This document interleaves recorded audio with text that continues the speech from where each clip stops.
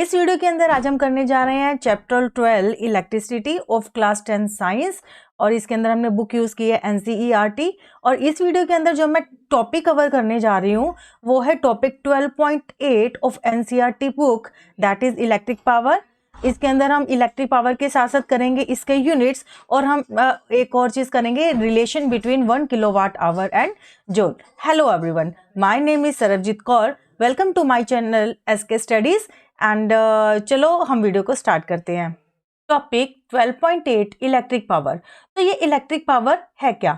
The rate of doing work is power. तो हम एक पर्टिकुलर टाइम में जितना काम करते हैं वो उसको हम पावर कहते हैं। और पावर क्या है? This is also the rate of consumption of energy.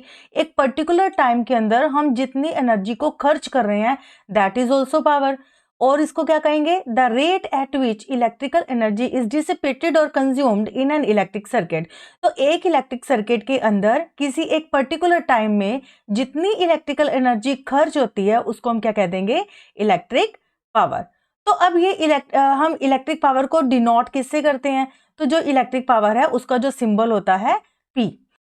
वे जो हमारा P होता है पावर, वो होता है VI के इक्वल। अब हमने क्या करना है, P को VI की फॉर्म में तो हमें पता चल गया, इसके अलावा हमने P को VR और IR की फॉर्म में एक्सप्रेस करना है।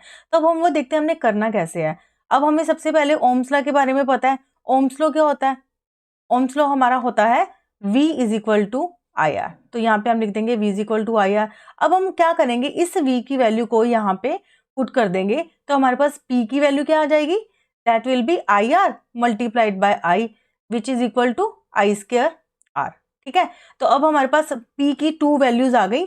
एक वैल्यू तो हमारे पास थी P is equal to VI और दूसरी हमारे पास आ गई P is equal to I square R। अब हमने तीसरा क्या करना है, अब हमने P को V और R की फॉर्म में एक्सप्रेस करना है। तो वो कैसे करेंगे? Again from Ohm's law. अब हमें पता है कि ओम्स लॉ हमारा IR है। अब हम यहाँ पे क्या करेंगे, अब यहाँ से हम I की वैल्यू को निकालेंगे। तो हमारे पास I की वैल्यू क्या आ जाएगी? V upon R। अब इस I की वैल्यू को हमने क्या कहाँ पे पुट करना है? यहाँ पे। तो हमारे पास इस केस के अंदर पावर की वैल्यू क्या आ जाएगी? V square upon R multiplied by V square upon R square multiplied by R। अब इस R से ये R कैंसिल हो गया तो यहाँ पे हमारे पास P की वैल्यू क्या आ जाएगी? V square upon R। तो अब ये हमारे पास जो V की है, P की 3 वैल्यूज आ चुकी हैं। P is equal to VI, P is equal to I square R and P is equal to V square upon R. तो हम यहाँ पे लिख सकते हैं कि जो P होता है वो किस किस के इक्वल होता है? P VI के भी इक्वल होता है, that is equal to I square R and it will also be equal to V square upon R. उसके बाद ये जो पावर है इसके SI यूनिट क्या है? The SI unit of electric power is what. ठीक है, अब हमने क्या करना है, अब हमारा क्वेश्चन क्या है कि व्हाट इज वाट, या डिफाइन 1 वाट।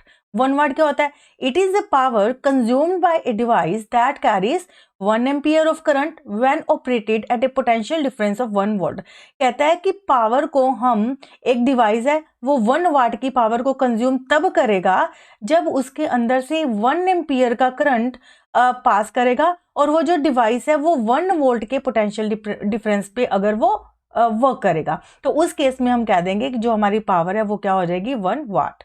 तो यहाँ से हमारे पास अगर पावर के यूनिट है, अब हमें पता है कि जो P क्या होता है? P होता है VI। अब हमने क्या करना है, इसके अंदर ना इनके यूनिट्स को पुट करना है। तो पावर का यूनिट क्या आ गया? वाट। वोल्टेज का यूनिट क्या आ गया? वोल्ट। और करंट का यूनिट क्या आ गया? एम्पियर। तो यहाँ पर हमारे पास आ जाएगा 1 वोल्ट एम्पियर, मीन टू से कि जो 1 वाट होता है वो किसके इक्वल आ जाएगा? 1 वोल्ट एम्पियर के equal. The unit what is very small. अब ये जो यूनिट है ये बहुत ही छोटा यूनिट है पावर का। Therefore in actual practices we use a much larger unit called kilowatt. अब वाट तो हमारा एक छोटा सा यूनिट हो गया। फॉर एग्जांपल जो हम बल्ब घरों में लगाते हैं वो हमारे कुछ वाट के होते हैं, राइट।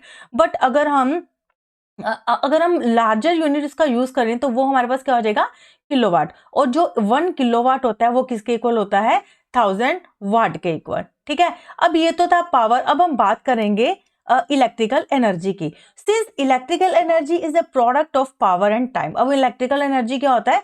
इलेक्ट्रिकल एनर्जी हमारे पास होती है E that is equal to the power into time. ठीक है, जो इलेक्ट्रिकल एनर्जी होती है वो पावर और टाइम का प्रोडक्ट होती है। इसलिए जो इलेक्ट्रिकल एनर्जी के जो यूनिट हो जाएंगे वो क्या हो जाएंगे? पावर के यूनिट वाट एंड टाइम के यूनिट आर। तो इलेक्ट्रिकल एनर्जी के यूनिट क्या हो जाएंगे? 1 watt hour, that is units of electrical energy. अब हमने क्या करना है, 1 वाट आवर को डिफाइन करना है। तो 1 watt hour is the energy consumed when 1 watt of power is used for 1 hour. तो सिंपली ये तो डेफिनेशन बहुत सिंपल है कि इलेक्ट्रिकल एनर्जी को हम 1 वाट आवर तब करेंगे जब 1 वाट की पावर 1 आवर तक यूज होगी।